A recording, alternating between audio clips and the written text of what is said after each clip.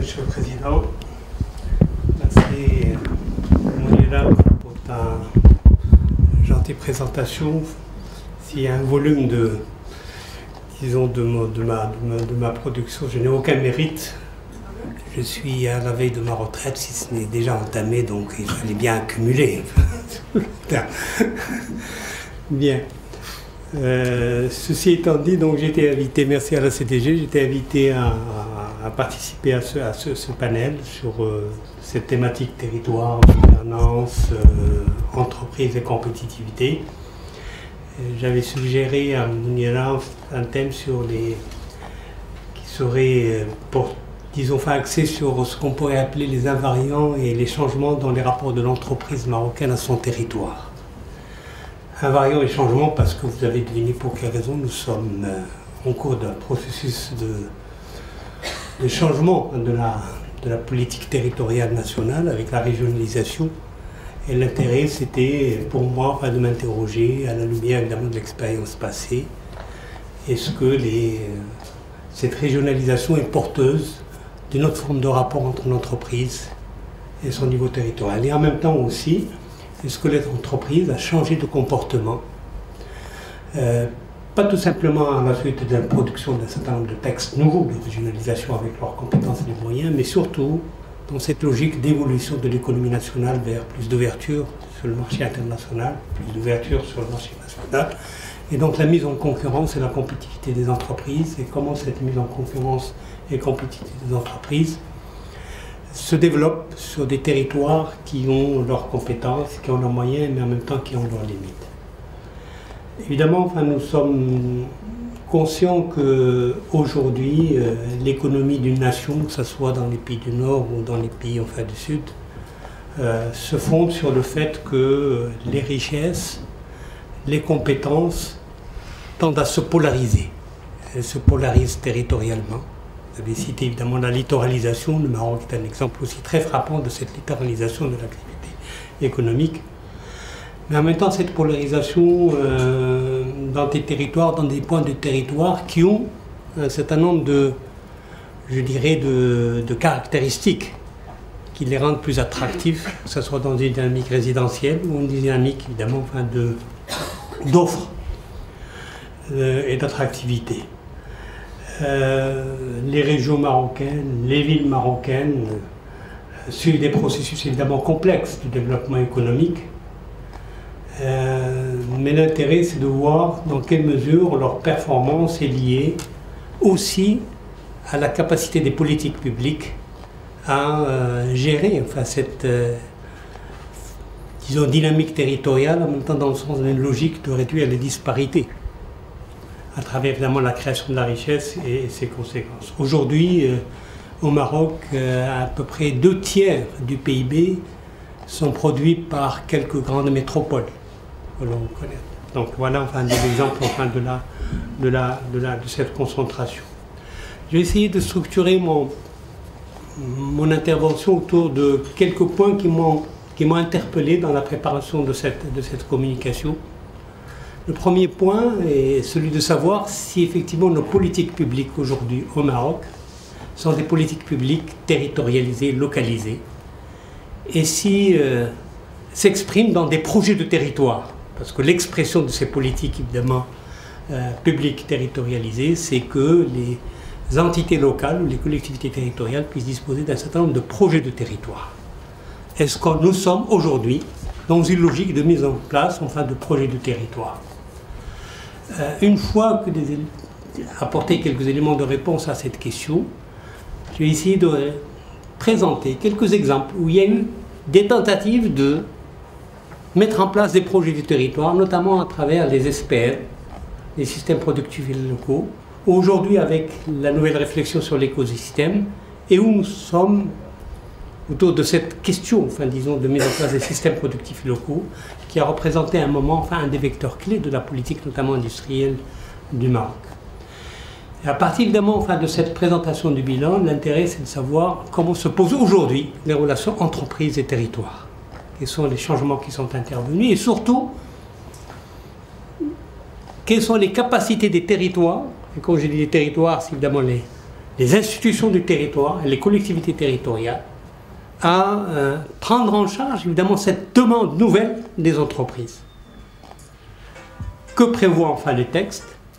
Que prévoient enfin les nouvelles lois organiques relatives aux collectivités territoriales? Et quels sont évidemment les dispositifs qui sont en train d'être pensés et réfléchis pour aller vers justement enfin, la nouvelle relation entreprise et territoire qui fonderait une approche enfin, de projet du territoire. Mais tout d'abord, enfin, avant de réfléchir sur le premier point, ou disons enfin, en introduction de ce premier point, quels sont les attributs au fait d'un projet du territoire? Si nous nous posons la question, est-ce que nous sommes au Maroc aujourd'hui dans une logique où les politiques publiques sont fondées ou s'appuient sur un projet de territoire? Un projet de territoire, évidemment, comme nous le savons tous, a un certain nombre donc d'attributs. Quels sont ces attributs? C'est premièrement un projet qui est partagé par des acteurs institutionnels, des acteurs de monde de l'entreprise, mais aussi des acteurs citoyens. Un projet du territoire se base aussi sur une approche transversale du développement. Tout à l'heure, on évoquait la question de la centralité à travers la SDN, à travers ce cas précis.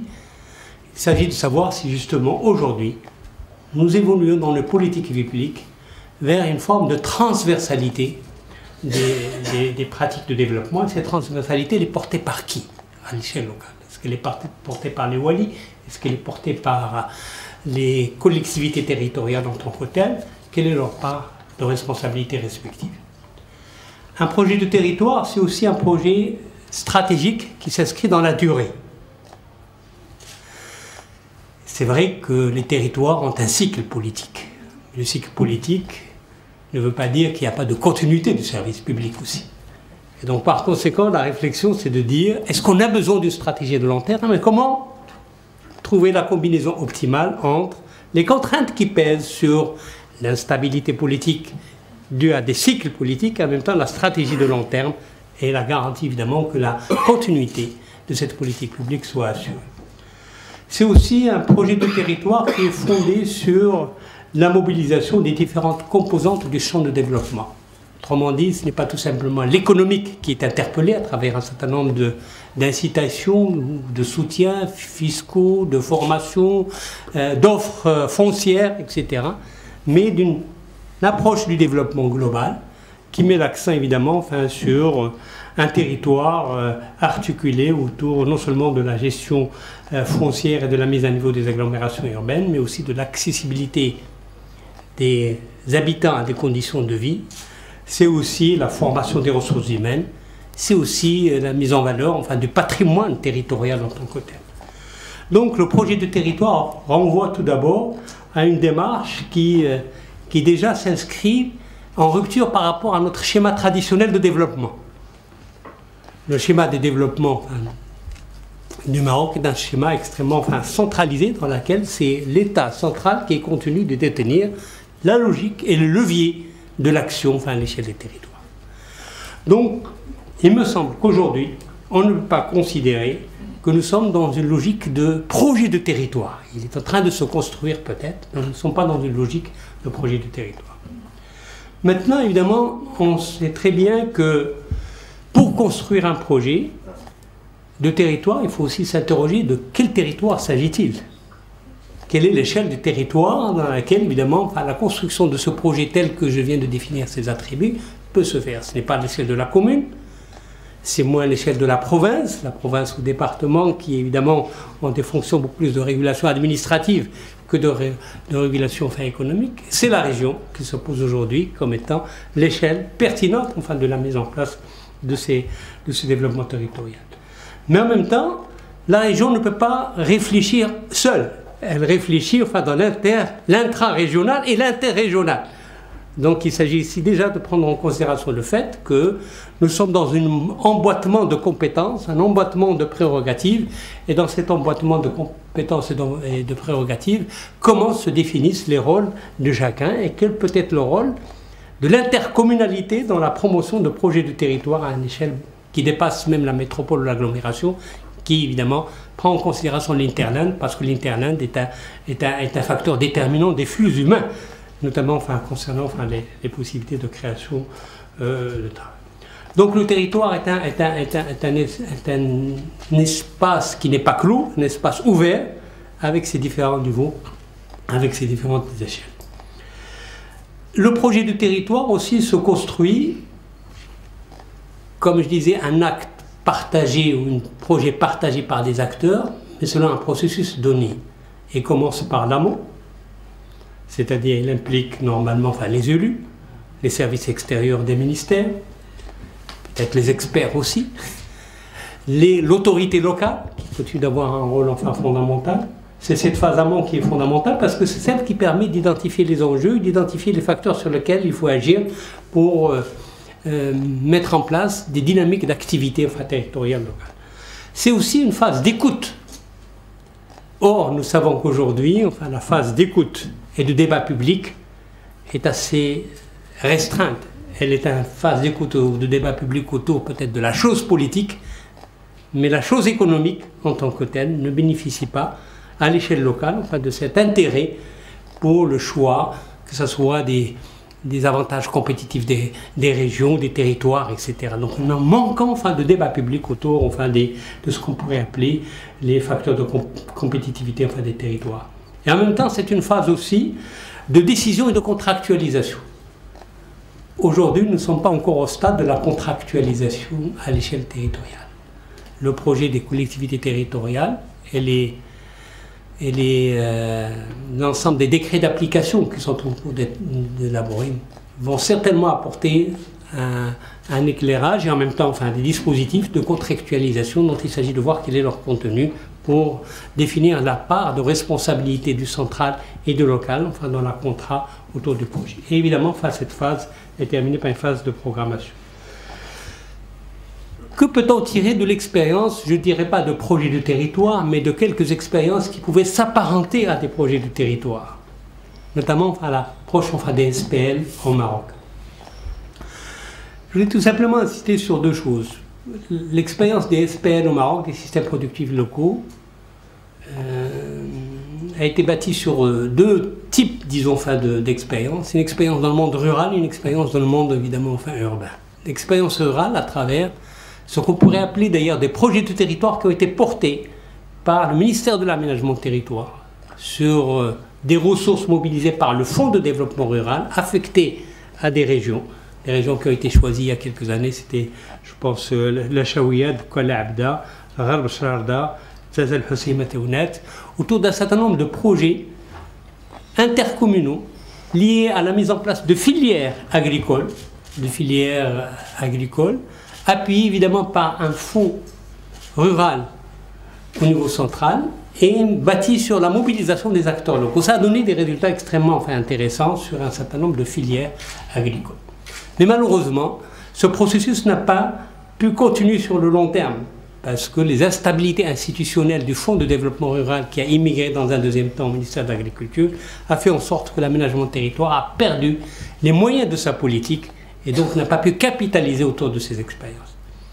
L'autre forme, disons, urbaine du SPL, ce sont les expériences qui ont été lancées il y a 10 ans par la politique de l'aménagement du territoire, par le ministère de l'aménagement du territoire, autour d'un certain nombre de filières, comme le textile, la mécanique, le tourisme rural, et oui, ce sont les 3 ou 4, disons, expériences intéressantes. Mais toutes les expériences de SPL qui ont été menées à Tanger, à Casa ou dans la région d'Al-Foud autour du tourisme rural ont démontré qu'il était extrêmement difficile de construire et de pérenniser un système productif local dans ces régions. Pour la raison bien simple que l'environnement institutionnel n'était pas favorable en termes de compétences des acteurs, parce que la mise en œuvre de SPL nécessitait des actions transversales. Et donc cette transversalité avait de la difficulté à se mettre en mouvement, vu évidemment les conflits parfois entre l'autorité locale et les élus locaux, et les services extérieurs des ministères. Le Wali a un grand pouvoir politique, mais n'a pas le pouvoir de définir le budget de la région, qui reste un budget essentiellement centralisé au niveau des ministères. La coopération aussi entre entreprises du territoire était extrêmement difficile à mener, que ce soit sur la recherche de la mise en commun des ressources, ou des compétences, sur les actions commerciales, sur les actions relatives à la formation, sur les actions encore plus relatives à l'innovation, qui est encore un domaine plus délicat sur lequel il faut mettre en place évidemment ces actions.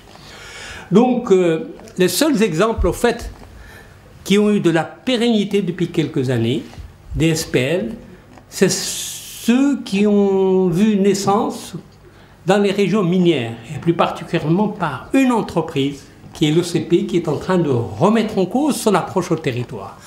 Je dirais que peut-être au Maroc, les seules grandes entreprises qui ont une logique aujourd'hui territoriale, et assez récente, depuis disons 6 ou 7 ans, ce sont les entreprises minières, et plus particulièrement l'OCP, vu qu'elle est présente dans 4-5 grandes régions minières, et qui a mis en place des projets de SPL autour de l'entreprise leader, grâce à une politique de contractualisation avec des petites et moyennes entreprises locales, dans le sens de domicilier sur place, tout ce qui est sous-traitance d'un certain nombre de process de production liés à l'exploitation de la mine. C'est le seul exemple véritablement vivant d'un SPL. Évidemment, cette approche de l'OCP dans ces territoires miniers est en train de prendre de l'ampleur, non seulement par le volume de la délocalisation d'un certain nombre d'activités ou la recherche de partenariats au niveau local, mais aussi et surtout parce que l'OCP devient lui-même un acteur urbain et un acteur de l'aménagement de territoire grâce à des grands projets comme la ville de Bengueriel, la ville minière Fatrolivka, etc. On peut se poser des questions sur l'opportunité d'une entreprise minière d'aller et de devenir un acteur de l'urbanisme dans ces villes. Et ça, c'est un autre aspect, une autre problématique sur laquelle on pourrait discuter. Et dans cette logique qui est le seul exemple vraiment frappant par sa dimension volume et son importance, et on observe le phénomène suivant, c'est-à-dire qu'il y a une inversion des rôles, c'est-à-dire c'est l'entreprise qui aide les acteurs locaux, qui aide les institutions locales, régions ou provinces ou communes, à mettre en place des mécanismes, disons, d'aménagement du territoire qui rendraient plus facile l'attractivité économique de ce territoire. Ce n'est pas l'inverse, c'est-à-dire que ce ne sont pas les acteurs locaux, institutionnels, qui sont dans la recherche évidemment de l'attractivité et d'une offre, à la fois du foncier ou d'une offre de fiscalité locale adaptée évidemment à ces entreprises. Donc il y a une inversion des rôles et en même temps une grande interrogation sur cette expérience qui est assez unique. Peut-être que même en Europe, on ne trouve pas d'exemple de cette nature. On le trouve beaucoup plus dans une logique, disons, de l'après-mine, de la préparation de l'après-mine que dans l'activité, disons, de l'exploitation minière en tant que telle. Donc, voilà donc les exemples que je voulais mettre en exergue. Mais l'intérêt, évidemment, c'est de voir comment aujourd'hui se pose la question de la relation des entreprises nationales au territoire. Je répète, et je le dis toujours, c'est l'État qui joue le rôle central à l'exécution, beaucoup plus que dans l'élaboration ou dans la concertation.